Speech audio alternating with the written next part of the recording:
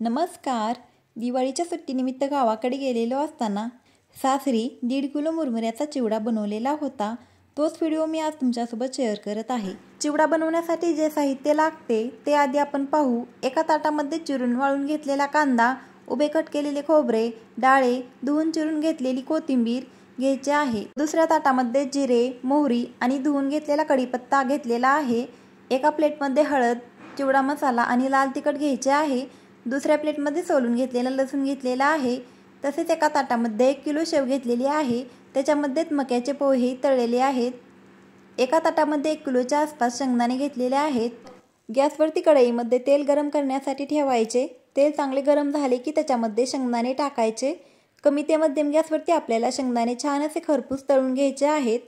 शेंगदाणे तळत असताना आपल्याला ते सतत हलवत राहायचे आहे, म्हणजे आपले शेंगदाणे सर्व बाजूनी छान असे तळले जातात. शेंगदाणे तळत असताना गॅसची फ्लेम ही कमी ते मध्यमच ठेवायची आहे. फुल गॅसवरती जर आपण शेंगदाणे तळले तर ते शेंगदाणे लगेच तळले जातात व ते करपटही लागतात. कमी ते मध्यम गॅसवरती जर आपण शेंगदाणे तळले तर आपले शेंगदाणे ही छान असे खमंग खरपूस लागतात. इथे आपले शेंगदाणे तळत आलेले आहेत. शेंगदाण्याची थोडी थोडी साल निघायला लागली की आपले शेंगदाणे छान असे तळलेले आहेत असे समजायचे व नंतर ते शेंगदाणे आपल्याला तेलामधून काढून घ्यायचे आहेत. शेंगदाणे तळल्यानंतर आपल्याला झऱ्यामध्ये शेंगदाणे घ्यायचे, त्याच्यातील सर्व तेल निथळून काढायचे आणि शेंगदाणे आपल्याला मुरमुऱ्यावरतीच काढून घ्यायचे आहेत. इथे आपले शेंगदाणे तळून झालेले आहेत. शेंगदाणे आता आपण मुरमुऱ्यावरती काढून घेऊ. कढईमध्ये सर्व शेंगदाणे मुरमुऱ्यावरती काढून घ्यायचे. नंतर दुसरे शेंगदाणे कढईमध्ये टाकायचे.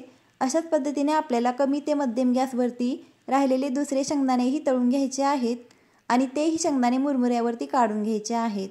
इथे आपले खमंग खरपूस असे शेंगदाणे तळून झालेले आहेत. नंतर त्याच तेलामध्ये खोबरे टाकायचे आणि खोबरेही तळून घ्यायचे. कमी ते मध्यम गॅसवरतीच आपल्याला खोबरेही छान असा तांबूस कलर येईपर्यंत तळून घ्यायचे आहे. खोबरे तळत असतानाही आपल्याला सतत हलवत राहायचे आहे, म्हणजे खोबरे सर्व बाजूनी चांगले तळले जाते. खोबरे तळून झाल्यानंतर आपल्याला ते झऱ्यामध्ये घेऊन त्याच्यातील सर्व तेल निथळून काढायचे. नंतर तळलेले खोबरे आपल्याला ते शेंगदाण्यावरती टाकायचे आहे. इथे आपले खोबरे तळून झालेले आहे, ते आता आपण शेंगदाण्यावरती काढून घेऊ. कढईमधील सर्व खोबरे आपल्याला काढून शेंगदाण्यावरती टाकायचे आहे. नंतर त्याच कढईमध्ये आपल्याला कांदा टाकायचा आहे. कांदा अगोदरच चिरून वाळून घेतलेला आहे. वाळलेला कांदा आपल्याला तेलामध्ये टाकायचा आहे. कांदाही आपल्याला छान असा तांबूस कलर येईपर्यंत तळून घ्यायचा आहे, म्हणजे कांदाही छान असा कुरकुरीत बनतो. कांदा टाकल्यामुळे चिवड्याला छान अशी टेस्टही येते. इथे आपला कांदाही तळून झालेला आहे. कांदाही आपण शेंगदाण्यावरतीच काढून घ्यायचा आहे. सर्व कांदा काढून घ्यायचा आहे. नंतर त्याच तेलामध्ये आपल्याला डाळे टाकायचे आहेत आणि डाळे आपल्याला तळून घ्यायचे आहेत. डाळे लगेच तळले जातात, त्याला जास्त वेळ लागत नाही, कारण ते अगोदरच भाजलेले असतात. कमी ते मध्यम गॅसवरती डाळे 1 ते 2 मिनिटांसाठी तळून घ्यायचे आणि ते लगेच बाहेर काढायचे. ते जास्तही तळायचे नाहीत, नाहीतर ते जास्त कडक बनतात. डाळे तळून झाल्यानंतर ते झऱ्यामध्ये काढून त्याच्यातील तेल निथळून घ्यायचे. नंतर ते आपल्याला मुरमुऱ्यावरतीच टाकायचे आहेत. नंतर त्याच तेलामध्ये आपल्याला कढीपत्ता टाकून तळून घ्यायचा आहे. कढीपत्ताही तळल्यानंतर छान असा कुरकुरीत बनतो. कढीपत्ता तळून झाल्यानंतर तो शेंगदाण्यावरती काढून घ्यायचा. इथे आपला कढीपत्ता तळून झालेला आहे. झऱ्यामध्ये कढीपत्ता घेऊन त्याच्यामधील सर्व तेल निथळून काढायचे आणि तळलेला कढीपत्ता शेंगदाण्यावरती काढून घ्यायचा. कढीपत्ता तळून झाल्यानंतर आपल्याला तेलामध्ये कोथिंबीर टाकायची. कोथिंबीर ही आपल्याला छान अशी कुरकुरीत होईपर्यंत तळून घ्यायची आहे व कोथिंबीर तळून झाल्यानंतर ती काढून शेंगदाण्यावरतीच ठेवायची आहे. कोथिंबीर काढून झाल्यानंतर आपल्याला कढईमधील एक्स्ट्राचे तेल वतून काढायचे. जेवढे तेल चिवड्यामध्ये ओतायचे आहे तेवढेच तेल कढईमध्ये ठेवायचे आणि त्या तेलामध्ये आपल्याला लसूण टाकून लसूण तळून घ्यायचा आहे. इथे मी लसूण जाडसर बारीक करून घेतलेला आहे.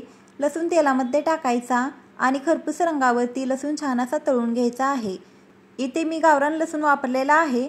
गावरान लसूण वापरल्यामुळे चिवड्याची टेस्ट ही अजून वाढते. तसेच चिवड्यामध्ये कांदा टाकल्यामुळेही आपला चिवडा खमंग लागतो. लसूण तळून झाल्यानंतर आपल्याला शेंगदाण्यावरतीच काढून घ्यायचा आहे. तेलामधील सर्व लसूण काढून घ्यायचा. नंतर त्याच तेलामध्ये मोहरी टाकायची. मोहरी थोडी तडतडून द्यायची. मोहरी तडतडून झाल्यानंतर आपल्याला त्याच्यामध्ये जिरे टाकायचे व जिरेही तडतडून द्यायचे. जिरे व मोहरी आपल्याला चांगली तळून घ्यायची व नंतर त्याच्यामध्ये चवीनुसार व आवडीनुसार लाल तिखट, हळद आणि चिवडा मसाला टाकायचा व नंतर मीठ टाकायचे. सर्व साहित्य एकत्र मिक्स करून घ्यायचे आणि तेलामध्ये 1 मिनिटासाठी परतून घ्यायचे। नंतर मसाला तेलामधून काढून मुरमुऱ्यावरती टाकायचा। इथे मी 1.5 किलो मुरमुरे अगोदरच चाळून घेतलेले होते। त्याच्यामध्ये सर्व साहित्य आपल्याला एकत्र चांगले मिक्स करून घ्यायचे आहे व सुरुवातीला झाऱ्याने व नंतर हाताने एकत्र चिवडा चांगला मिक्स करून घ्यायचा। चिवडा चांगला एकत्र मिक्स झाल्यानंतर त्याच्यामध्ये शेव टाकायची। इथे मी 1 किलो शेव घेतलेली आहे। त्याच्यामध्येच मक्याचे तळलेले पोहे देखील आहेत। शेव टाकल्यानंतर आपल्याला सर्व साहित्य एकत्र चांगले मिक्स करून घ्यायचे आहे। हाताने चिवड्यामध्ये शेव चांगली एकत्र मिक्स करून घ्यायची।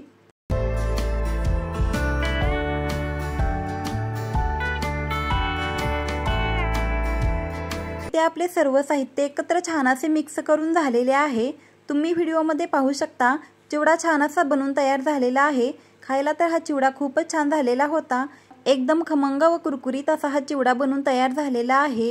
हा मुरमुऱ्याचा चिवडा संपेपर्यंत एकदम कुरकुरीत राहतो।